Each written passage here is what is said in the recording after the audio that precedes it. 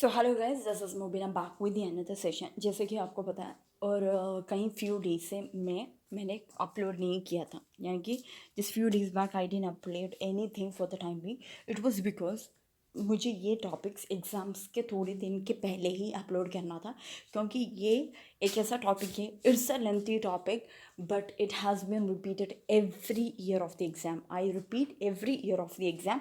उसके साथ ये भी मैं कहती हूँ ये एक लेंथी टॉपिक है, लेकिन अगर आप इसके मीनिंग को अच्छी तरह से समझेंगे तो आप इजीली 20 मार्क्स स्कोर करते हैं। आपको पता है सिर्फ पास मार्क है 40, isn't it? 40 में से 20 ये, और आप बाकी सब वीडियो देख सकते हैं, easily 20 you can easily pass in the exam. But the thing is that this is a lengthy question. If you're interested only, you can watch it, or else you can skip off the video. Okay, question पूछा जाता है air transport industry के बारे में। Okay, air transport industry के chapter में से अब सबको पता है यूनिट 2 में ये चैप्टर है air transport. Air transport chapter में से सबसे ज़्यादा नहीं, सबसे ज़्यादा हर बार पूछा गया है सिर्फ एक ही question, that is DGCA, that is director general of civil aviation, और AAI, that is airport authority of India के बारे में, और उसके डिफ्रेंसिएशन के बारे में, वो कब हुआ था, कैसे हुआ था, ये है क्वेश्चन। लेकिन okay, they're not asking you directly that what is civil aviation or what, no, they are saying that you have to comparison between them. अगर आप क्वेश्चन पेपर देखते हैं तो हर एक क्वेश्चन में DGCA AAI को क्वेश्चन पूछा गया है। तो पहले आप DGCA AAI के बारे में लिखने से पहले आपको एयरपोर्ट इंडस्ट्री के बारे में सबसे पहले शॉर्ट सिनॉप्सिस लिखना चाहिए। तो इसके लिए मैंने इसका क्या किया है, सबसे सिंप्लीफाइड नोट्स बनाया है।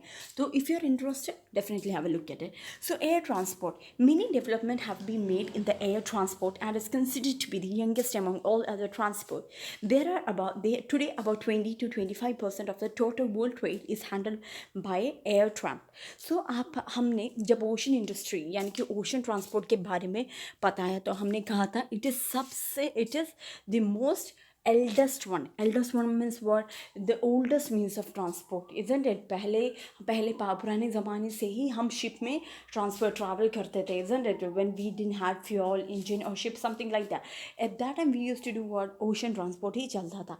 लेकिन जब टेक्नोलॉजी बढ़ गई, हमें किसकी ज़रूरत पड़ी, एयर ट्रांसपोर्ट इंडस्ट्री की ज़रूरत पड़ी। ज़रूरत होने के कारण इसलिए इसको कहा गया इट इज़ द यंगेस्ट, क्योंकि एयर ट्रांसपोर्ट हमें एरोप्लेन के इंट्रोडक्शन या फ्लाइट का इंट्रोडक्शन होना था। तो ये सब क्या हुआ, it's just happened in the previous century, right? So it is considered to be one of the youngest industry. And not only that, अगर हम ये एयर ट्रांसपोर्ट इंडस्ट्री के बारे में कहते हैं तो 20 to 25% of the world trade, 20 to 25, repeat, 20 to 25% of the world trade सभी चलता है एयर ट्रांसपोर्ट इंडस्ट्री के बावजूद ही। Advantages, okay, this is important. Advantages, least time for carriage, आप सबको पता है व्हेन वी आर टेकिंग, हम एयर ट्रांसपोर्ट यानी कि फ़्लाइट लेकर आगे एक जगह से एक जगह की ट्रांसपोर्ट करते हैं तो डेफिनेटली थोड़ी टाइम में आती है। और preferable for perishable goods and high value goods, it's mainly good for what, perishable goods. अगर एक चीज़ यानी कि फ्रूट्स वेजिटेबल्स सब, अगर वो चीज़ बहुत जल्दी ख़राब होता है या उसका नुकसान होता है तो हम डेफिनेटली किस सोर्स में डिपेंड करना चाहिए, हम एयर ट्रांसपोर्ट इंडस्ट्री में डिपेंड करना चाहिए। And also for the high value goods, अगर आप ज्वेलरी या कुछ वेरी एक्सट्रीम प्रेशियस स्टोन्स या प्राइसलेस स्टोन्स होती हैं ना, तो हाई वैल्यू गुड्स को भी हम किस सोर्स की यूज़ कर सकते हैं, एयरपोर्ट इंडस्ट्री का यूज़ करते हैं। Disadvantages is high cost and not suitable for bulky items. अगर हम डिसएडवांटेजेस एयर ट्रांसपोर्ट इंडस्ट्री का डिसएडवांटेजेस के बारे में बात करते हैं तो it is high cost. Definitely आप सबको पता है air transport is the most highest means of transport. क्यों ऐसा होता है? बिकॉज वो हमें कम समय में हमारी चीज़ बिना ख़राब हुए वो पहुँचाते हैं, isn't it? or else what, और कम समय मेन यही है। So high cost and unsuitable for bulky items. Bulky items मतलब बहुत ज़्यादा, अगर आपको एक लोड यानी कि बहुत ज़्यादा फर्नीचर, एक एक्स्ट्रा इक्विपमेंट्स या सेमी फर्निश गुड्स सब एक्सपोर्ट करना चाहते हैं तो हम नहीं कर सकते हैं क्योंकि इट्स टू कॉस्टली। और अब हम आते हैं हमारी रियल क्वेश्चन, वो है कि एयरपोर्ट अथॉरिटी ऑफ इंडिया यानी कि और else what DGCA, airport authority of India की एक्सप्लेनेशन के बाद ही हम DGCA यानी कि director general of civil aviation के पहुंचते थे। Okay, don't understand that airport authority of India और DGCA एक है, no they are both different. Airport authority of India, मैं एज यूजुअल आपसे कहती हूँ जब भी आपको एक क्वेश्चन मिलता है तो आप उसकी वर्ड का मीनिंग समझें।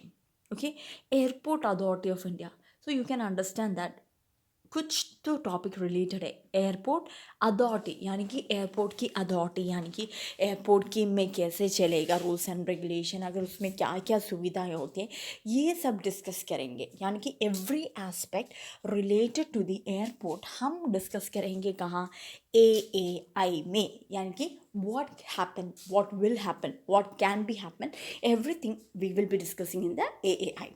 Infrastructure facilities were provided by the National Airport Authority of India and International Airport Authority of India. So आप सबको पता है एयरपोर्ट में सबसे ज़्यादा क्या है, इंफ्रास्ट्रक्चर होती है, हाईली इक्विप्ड यानी कि बहुत ज़्यादा कॉस्टली इक्विपमेंट्स होती है। सो इंफ्रास्ट्रक्चर मेनली सभी इक्विपमेंट्स रिलेटेड या डिवाइसेस रिलेटेड जो कुछ भी फैसिलिटी होती है वो प्रोवाइड करते हैं कौन है, national airport authority of India NAI और international airport authority of India. It is easy, N national airport authority of India, I international airport authority of India. NAA provides, actually आप exam में कभी भी NAA मत लिखिएगा, मैंने सिर्फ यहाँ मेरी एक आसानी यानी कि it's for my comfortability I have written क्या NAA। Okay, NAA provides services like air traffic control, navigational communication, rescue, runway, apron, terminal at all domestic airports. Okay, so NAA क्या सुविधाएं प्रोवाइड करती हैं, जैसे कि मैंने कहा है एयरपोर्ट अथॉरिटी ऑफ इंडिया, वो सुनते ही आपको पता है something related to the airport field, right. और उसके बाद मैंने कहा था इंफ्रास्ट्रक्चर फैसिलिटी कौन प्रोवाइड करते हैं, वो है national airport authority of India और international airport authority of India. लेकिन जो फैसिलिटी NAA प्रोवाइड करती है उसके बारे में हम देखते हैं। एयर ट्रैफिक कंट्रोल, अगर यानी कि जब भी एक एरोप्लेन एक जगह से दूसरी जगह जाती है तब उधर क्लैशेस हो सकती है, isn't it, direction similar to road. अगर हम रोड में जाते हैं तो रोड में व्हीकल के लिए एक पर्टिकुलर डायरेक्शन दी जाती है, इजंट इट, ये राइट डायरेक्शन चाहिए, लेफ्ट डायरेक्शन, तब वहाँ क्या एयर ट्रैफिक कंट्रोल उसकी एक कंट्रोलिंग होती है। और दूसरा होता है navigational communication. Navigational communication must है, क्योंकि in case if something happens wrong at that time वहाँ क्या होना चाहिए, वहाँ एक वार्तालाप होना चाहिए, यानी कि कम्युनिकेशन फैसिलिटी होना चाहिए when it is in the navigation form, when it is being transported. Okay, then होता है रेस्क्यू। अगर if something is happening wrong it has to save it, rescue का मतलब है saving from a big damage. And runway, apron and terminal एटर, और वही नहीं, हर एक डोमेस्टिक पोर्ट के एक टर्मिनल होते हैं, terminal at all domestic airport. इस सब को कंट्रोल करता है कौन, एक और बार मैं कहती हूँ, air traffic control. Traffic control करते वक्त डेफिनेटली वहाँ क्या होना चाहिए, नेविगेशनल कम्युनिकेशन। नेविगेशनल कम्युनिकेशन के वक्त अगर कोई नुकसान होता है, रेस्क्यू यानी कि सेव करना चाहिए, एप्रन होना चाहिए। और terminals at all domestic airport, अगर आप डोमेस्टिक एयरपोर्ट के बारे में कहते हैं दे शुड हैव एन आई, यानी कि आप उनको एक नज़रिया रखना चाहिए किसके, और domestic airport terminal set out है। NAA also, this was about NAA यानी कि बेसिक रूल्स एंड रेगुलेशन। जो कुछ भी अगर झगड़ा होता है, अगर कुछ काइंड ऑफ एक्सीडेंट होती है, ये सब देखने की सुविधाएं कौन है, who is responsible for that और who is having the authority, that is NAA। अगर हम IAAI के बारे में यानी कि international airport authority of India के बारे में बात करते हैं तो it came into being in 1972 sorry, when did it come? It came into being in 1972 to manage, the operate and develop the 4 international airports. So in NAA के बारे में अगर आप कहते हैं तो NAA क्या करता है, बेसिक रूल्स एंड रेगुलेशन की कंट्रोलिंग देखती है। अगर हम IAAI के बारे में कहते हैं, इट केम इनटू बीइंग, वो आया था फरवरी 1972 में। अगर आप डेट याद नहीं करते हैं तो it's okay, but don't write the wrong date, okay, फरवरी 1972, क्योंकि डेट सब पॉइंट वो नोट करते हैं। Okay, to manage, operate and develop the 4 international airport. ये इसकी क्या सुविधा थी, international airport authority of India, इन्हें मैनेज करना था, किसको, द फोर, मेनली उसका ड्यूटी था 4 इंटरनेशनल एयरपोर्ट को मैनेज करना। आई रिपीट, 4 इंटरनेशनल एयरपोर्ट को मैनेज करना, जैसे कि बॉम्बे, कोलकाता, दिल्ली, मद्रास। ओके, तिरुवनंतपुरम यहाँ एक ये है कि Thiruvananthapuram, it is the word given in the textbook, okay, in the IGNOU textbook, but actually nowadays what we call it is what, Trivandrum. It is TRIVANDRUM, it is Trivandrum.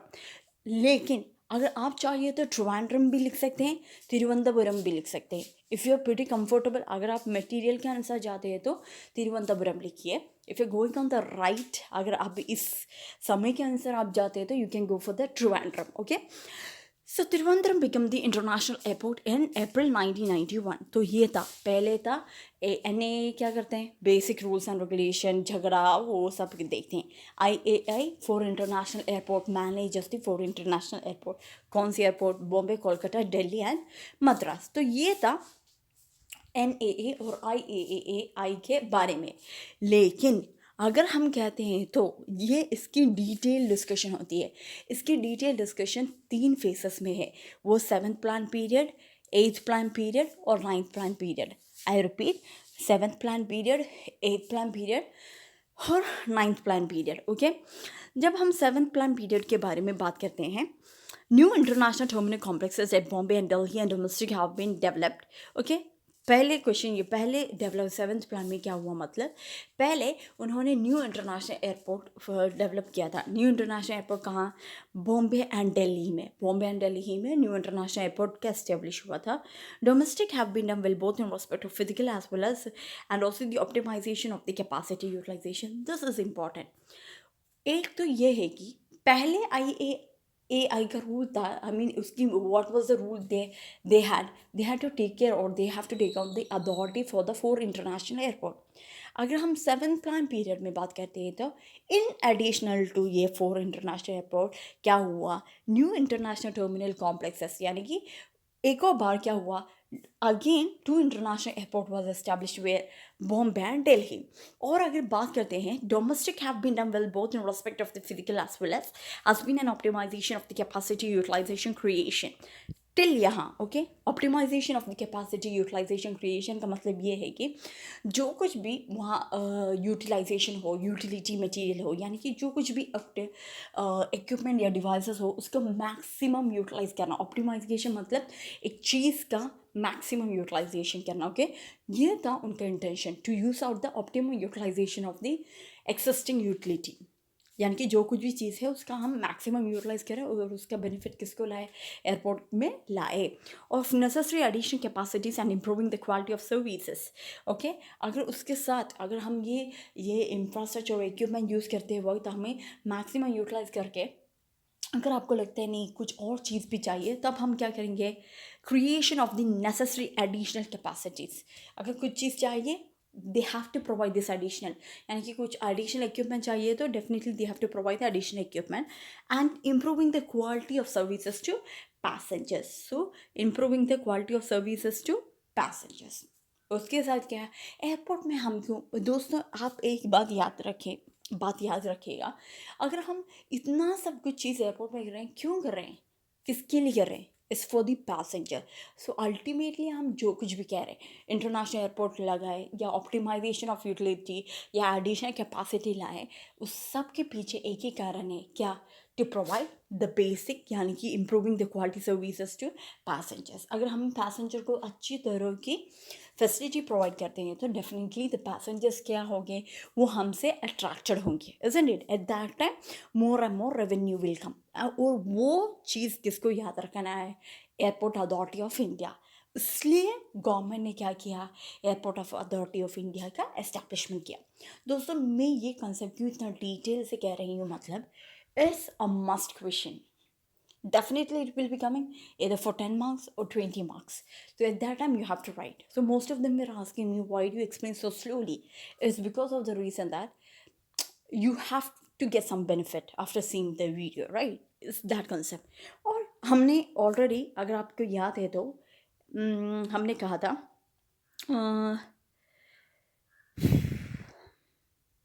या improving the quality services to passengers. और हमने ये भी कहा था IAAI came into being in February 1972, okay. और उसके बाद NAA और IAAI ने बहुत अच्छी तरह की परफॉर्मेंस की, it was a great success, everything was good. और 1972, 1982, 1982 के बाद ऑलमोस्ट 12-15 ईयर्स के बाद में 1995 में गवर्नमेंट को लगा हम इसे दो नहीं, वी विल बी एमलगमेटिंग। अगर आप मटेरियल में जाते हैं तो आपको एक क्वेश्चन मिलेगा, NAA and IAAI amalgamated into one. Amalgamated मतलब NAA और IAAI एक बन के, आई रिपीट, NAA और IAAI fused to form one, that is AAI, that is Airport Authority of India. In 1972 के टाइम में it was two concept, NAA, IAAI. लेकिन later in 1995 government understood that what it should not be two, it should be one itself, and they formed into what? AAI, that is the Airport Authority of India. It is responsible for providing safe and the efficient air traffic and control of the airspace. हमने already कहा था, it is mainly for what? Safety, isn't it? Safety of what? Safety of the airport, isn't it? Safety of the airport passenger, अगर airport में कुछ transport export होती है, वो सब कंसर्न किस में जाता है? AAI का responsibility है। तो it is responsible for providing safe and efficient air traffic and control of airspace. Air traffic control, यानी कि there should not be any clashes when it comes to the air traffic, when the movement of the plane, यानी कि एक जगह से दूसरी जगह जाती है, clashes, अगर कुछ डैमेज, ये कुछ भी नहीं होना चाहिए, for providing safe and efficient control of airspace. लेकिन AAI के बारे में कहते हैं तो आप सबको पता है, airport authority of India. So airport authority क्या करते हैं? वो मैनेज करते हैं। क्या मैनेज करते हैं? 120 एयरपोर्ट्स को मैनेज करते हैं। I repeat, airport authority of India, यानी कि अथॉरिटी मैनेजर्स व्हाट, कितनी एयरपोर्ट को मैनेज करते हैं? 120 एयरपोर्ट को मैनेज करते हैं। ना ही सिर्फ 120 एयरपोर्ट, इंक्लूडिंग वो क्या करते हैं? 28 civil air terminals at defence airfield, okay. उसके बावजूद they are controlling what? 120 airports. Along with that, what they are doing, they're providing 28 civil air terminals at defense airfield. So दोस्तों, ये सब पॉइंट आप ऐसी एरो मार्क लिख कर, यानी कि इन डिफरेंट लाइन अगर आप लिखते हैं तो एग्जामिनर को एक आइडिया होगा that you know the concept very clearly. So 120 airport, 28 civil air terminals at defense airfield, okay. So AI goes, अगर आप क्वेश्चन करते हैं authority AAI, getting a bit tired, okay, sorry for that. So that was the thing, 120 airport, 28 civil air terminals.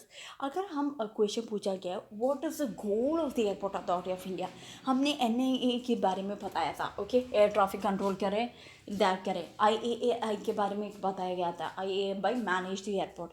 लेकिन question है, what is the goal of the AAI, that is the airport authority of India.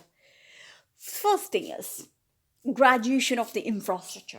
Graduation of the infrastructure मतलब हर बार हम Indian airport को लेते हैं, बहुत ज़्यादा drawback आती है, वो लो क्वालिटी इक्विपमेंट करते हैं और वो what they don't provide sufficient. So graduation of the infrastructure मतलब इक्विपमेंट सब कुछ, इट शुड बी ग्रेजुएटेड। यहाँ ग्रेजुएशन का मतलब ये है कि it should be of high quality and trustable, high quality and trustable. और द नेक्स्ट ये है कि modernisation of the communication facility. Modernisation of the communication facility मतलब अगर एक पैसेंजर को, यानी कि एक्सपोर्टर को या इम्पोर्टर को कुछ इन्फॉर्मेशन चाहिए है तो it should not be like delay, ask with this person, एक आदमी से पूछो तो दूसरे आदमी दूसरे, no, it should be modernised. यानी कि if they have to clear some doubt, it should be like hello, yeah, and they should get the answer. One is infrastructure। हमने पहली लाइन यहाँ स्टार्ट किया था इंफ्रास्ट्रक्चर से, if you remember, that is infrastructure facility way provided by the national airport authority of India, okay. So similarly, okay, या graduation of the infrastructure होगी, और उसके बाद सिर्फ इंफ्रास्ट्रक्चर अच्छी नहीं होनी चाहिए, modernisation of the communication facilities भी modernisation of the communication facilities भी होनी चाहिए। और उसके बाद हमने, लेकिन गाइस अगर आप हम एक बात सोचते हैं तो आपको एक बात याद आनी चाहिए, why we are improving the airport services, यानी कि why we are providing the people everything what they want is because we want money to run a country. What we need, financial growth is needed. अगर हम financial growth has been improved by during the 8th plan, अगर हम कहते हैं तो 7th plan के बाद में 8th almost 8th plan के duration 8th plan में ही क्या आया था, AAI की इंट्रोडक्शन हुई थी। तब क्या हुआ, financial growth has been improved a lot, financial growth has been improved a lot, that is it's earn the profit, financial performance improve by the 8th plan. This is important. 7th plan में बहुत ज़्यादा benefit नहीं मिला, लेकिन 8th plan में क्या हुआ, financial growth का इम्प्रूवमेंट हुआ था। मैं हर बार यहाँ पॉइंट क्यों लिखी हूँ, दस examiner get a good idea that you know everything. Okay, first thing is 208 crore has been earned in 1998 to 1999. Okay, how much? 208 crore. Okay, 208 crore की इनकम हुई थी कब, 1998 से 1919 तक, और 196 करोड़ हुआ था कब, 1997 पे 196 crore has been earned from 1997 to 1998. Okay, that was the earning profit. So अगर मैं एक क्वेश्चन पूछती हूँ, financial profit कब हुआ था, it was in the 8th plan after the introduction of what, after the introduction of the AAI. This concept should be clear. और उसके बाद AAI has civil aviation training college at Allahabad, training on various operation like air traffic control, radar communication. So हमने already mention किया था AAI का गोल क्या है, infrastructure को अच्छी तरह से यूज़ करना, मॉडर्नाइजेशन और ग्रेजुएशन ऑफ इंफ्रास्ट्रक्चर के बारे में। सो सिमिलरली AAI की को समझ में आया, अगर हम AAI की अगर issue for the smooth functioning word, more and more good candidate should be there, यानी कि वहाँ की वोकल्स अच्छी होनी चाहिए। So what they started to do, they started to establish the civil aviation training colleges at Allahabad training. वहाँ इलाहाबाद में उन्होंने सिविल एविएशन ट्रेनिंग कॉलेज का इस्टेब्लिश किया। वहाँ कैसे, for what purpose they establish, for the training of operation like air traffic control, radars, communication, everything, यानी कि air transport industry में क्या क्या चाहिए उस सब बेसिस में उन्होंने सिविल एविएशन कॉलेज बनाया, वो भी इलाहाबाद में, और they have established everything. Okay, this was about eight plan. Okay, now comes to the 9th plan. दोस्तों 7th प्लान में क्या हुआ, ओके, 7th प्लान में क्या हुआ, ऑप्टिमाइजेशन ऑफ कैपेसिटी यूटिलाइजेशन और एडिशनल।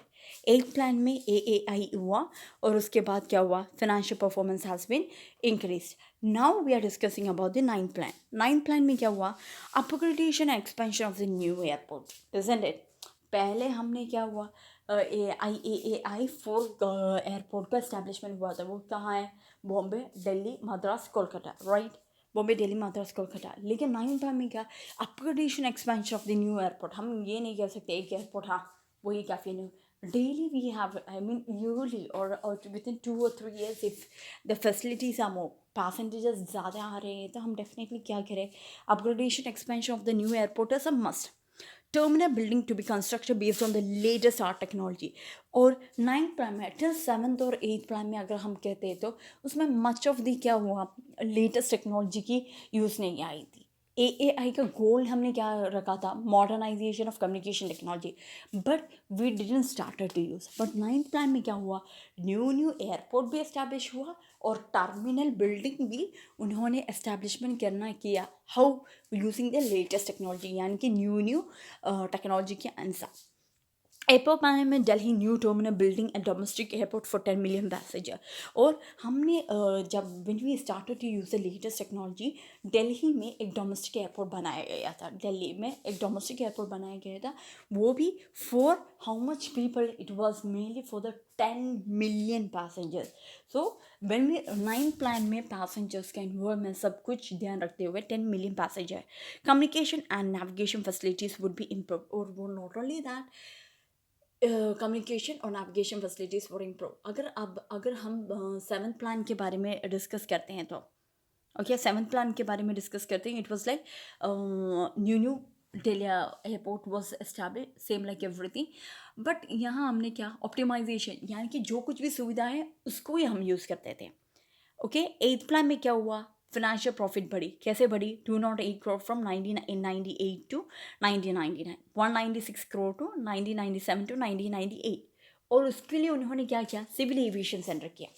लेकिन 9th प्लान में उन्होंने क्या किया? More and more airports were established, and not only that, terminal building is to be constructed based on the technology. और उन्होंने दिल्ली में एक एयरपोर्ट भी बनाया for how much passengers? For 10 million passengers. और कम्युनिकेशन नेविगेशन फैसिलिटीज़ भी improve की गई थी. नेक्स्ट आता है director general of civil aviation. It is just a one page. Then afterwards we will be winding up and you will be getting 20 marks. Okay, trust me. Directorate General of Civil Aviation. So Airport Authority of India, मैंने word meaning कहा था. It's something they are taking the authority of the airport to improve the airport, right? To improve the Director General of Civil Aviation मतलब BSIS. They are doing something to do improve the civil aviation, to improve the civil aviation field. Okay, civil aviation field. So regulatory organization for maintaining the civil air regulation. Okay, it is an organization for maintaining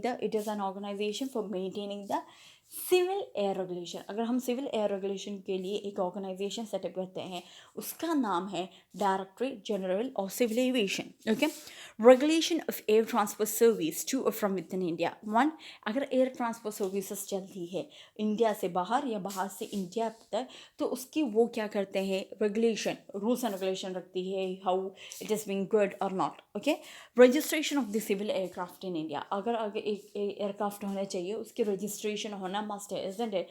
No one can take individually something, right? So registration of the civil aircraft India. Formation of standard of airworthiness of civil aircraft. Civil aircraft, it is up to the standard. Okay, अगर एक person low quality aircraft, no, it's not possible. They have to meet out the standard. अगर फिर उसके बाद क्या है? ये civil aircraft को चलाने के लिए पायलट चाहिए, इंजीनियर चाहिए, मेंटेनेंस इंजीनियर चाहिए, isn't it? मेंटेनेंस इंजीनियर चाहिए और फ्लाइट इंजीनियर्स चाहिए.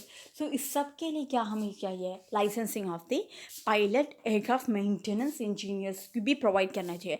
Licensing of the aerodromes. Aerodromes मतलब अगर हम सिविल एयरक्राफ्ट और एरोड्रोम्स का कंपेरिजन करते हैं, it is smaller than the civil aircraft. Okay, investigation into the aerodromes and the accident. अगर इनके some accidents चलती है या incidents rough, अगर एक प्लेन के पायलट या दूसरे प्लेन के पायलट कोई हादसा होती है, they have to look also into that. Okay, implementation of the bilateral air service agreement with the foreign countries. अगर आप सबको पता है it's a bilateral agreement. अगर हम एक foreign country में हमारी एक चीज़ बेचते हैं तो it's a bilateral agreement. One agreement over here, one agreement over there. So implementation of the bilateral air services agreement with foreign countries. अगर foreign countries में हम importing exporting करते हैं तो they have to make sure that bilateral agreement has been undertaken or not. Okay, rendering advice on relating to transport. Okay, rendering advice on relate. अगर air transport industry में अगर आदमियों को कुछ ट्रांसपोर्ट एडवाइस चाहिए तो वो भी प्रोवाइड करनी चाहिए. It's a must on that. Processing of the aviation legislation, they have to follow that. अगर हम कोई रूल्स एंड रेगुलेशन है, इट हैज़ बिन प्रोसेस्ड. कई बार ऐसी हो जाती है रूल्स एंड रेगुलेशन सिर्फ कहने के लिए होती है, but here it is not like. Processing of the aviation legislation, it has to be processed, यानी कि उनको प्रैक्टिकलिटी में लाने के लिए भी. और supervision of the training activities for the flying gliding clubs in India. अगर हमें कोई ट्रेनिंग एक्टिविटीज़ चाहिए, यानी कि हमने 8th सेंचुरी में AAI में क्या हुआ था? They establish training activities like what Allahabad में क्यों रडार कम्युनिकेशन के बारे में वो कैंडिडेट्स को इम्प्रूव करते हैं. सो सिमिलरली अगर यहाँ सिविल एविएशन के ग्लाइडिंग या ग्लाइडिंग क्लब्स, अगर ये एयरक्राफ्ट के लिए कुछ चाहिए तो उसके लिए ग्लाइडिंग क्लब्स का इस्टेब्लिश किया. ओके, तो what supervision of the training activity. तो उन्हें जो कुछ भी डिटेल्स चाहिए उनको ट्रेनिंग मिलती है वो ये ग्लाइडिंग हेल्प क्लब्स के through. Development of the light aircraft, gliders and winches. जैसे कि हमने कहा था सिविल एयरक्राफ्ट और एरोड्रोम्स में कंपेयर करते हैं, aerodromes are smaller in size. So similarly अगर उससे भी उनको लगता है they have to something like, यानी कि वेट लेस चीज़ों की एस्टैब्लिशमेंट करनी चाहिए तो they can definitely go. That is for aircraft, gliders and winches. Aircraft gliders winches means weightless materials for running in the civil field, okay, weightless, okay. Type of certification of aircraft, अगर DGCA अगर आपको aircraft run करने के लिए कुछ तरह की certification चाहिए तो वो भी प्रोवाइड करती है, कौन, DGCA प्रोवाइड करती है। और इसको मैं एक सिंपल तरह से आपको एक्सप्लेन करती हूँ। जैसे कि पहले था कि it is a regulatory organisation for maintaining civil air regulation, okay. अगर हम इंडिया से बाहर और बाहर से इंडिया से लाते हैं तो रेगुलेटरी ऑफ एयर ट्रांसपोर्ट चाहिए। Registration of the civil aircraft, ऐसी वैसे एयरक्राफ्ट को हम नहीं चला सकते, तब हमें क्या चाहिए, उसकी स्टैंडर्डाइजेशन होती है या नहीं, उसके बारे में एक आइडिया होनी चाहिए।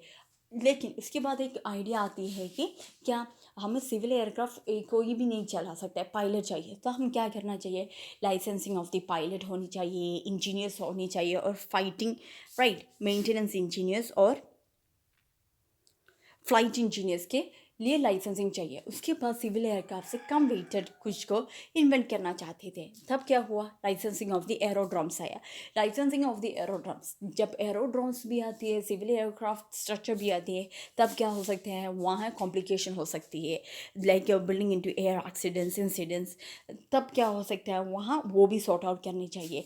और हम सबको पता है जब भी हम एक चीज़ दूसरी कंट्री में ले जाते हैं तो वहाँ एग्रीमेंट का होना बहुत ज़रूरी है। At that time what had happened, implementation of the bilateral air services with the foreign countries, and also जब foreign countries इन्वॉल्व होती है, हमें रूल्स एंड रेगुलेशन के बारे में अगर कुछ एडवाइस देनी चाहिए तो वो भी करनी चाहिए। लेकिन कभी बार क्या होता है, we have to bring into practicality too. उसके बाद अगर हम ट्रेनिंग एक्टिविटीज़ के बारे में बात करते हैं तो एट प्लान में AAI में क्या हुआ था, हम एट प्लान में AAI में क्या हुआ था, they establish training centres at Allahabad. लेकिन यहाँ क्या हुआ, they establish training centres in the form of flying gliding clubs, okay. और lighter than the civil aircraft वो था कि ग्लाइडर्स, विंचर्स एक्सेट्रा हुआ था। अगर आपको सर्टिफिकेशन ऑफ एयरक्राफ्ट चाहिए वो भी DGCA प्रोवाइड करता था। तो दोस्तों मैंने अपनी मैक्सिमम से बहुत सिंप्लीफाइड नोट्स और बहुत सिंप्लीफाइड एक्सप्लेनेशन दिया था। So hope you crack in the example.